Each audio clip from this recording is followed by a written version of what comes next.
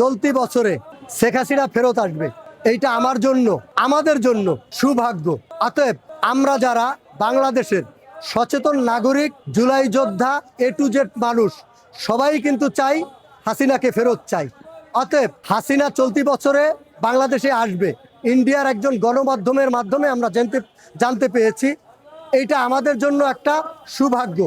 যত দ্রুত আসবে তত দ্রুত তার বিচার বাস্তবায়ন হবে। যেহেতু একটা বিচার তার হয়েছে, ফাঁসি হয়েছে, এবং আরও অনেক বিচার চলমান প্রক্রিয়ায় আছে।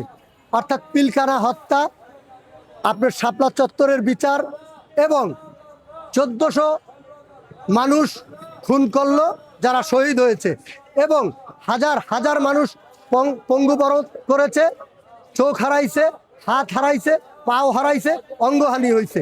তারা কিন্তু অপেক্ষা করতেছে হাসিনা কবে আসবে। অতএব হাসিনা যত দ্রুত আসবে তত দ্রুত হাসিনার ফাঁসি হবে, এবং বাংলাদেশে একটা নতুন দৃষ্টান্ত নতুন করে শুরু হবে।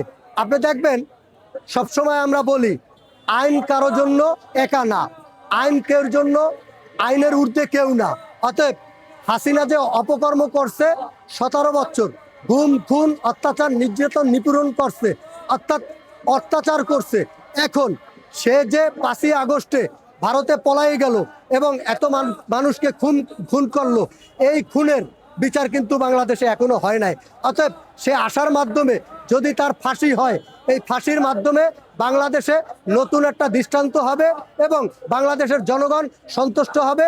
সেই ফাঁসি যখন হবে বাংলাদেশের মানুষ খুশি হবে। বাংলাদেশ চায় হাসিনা দ্রুত ফিরে আসুক।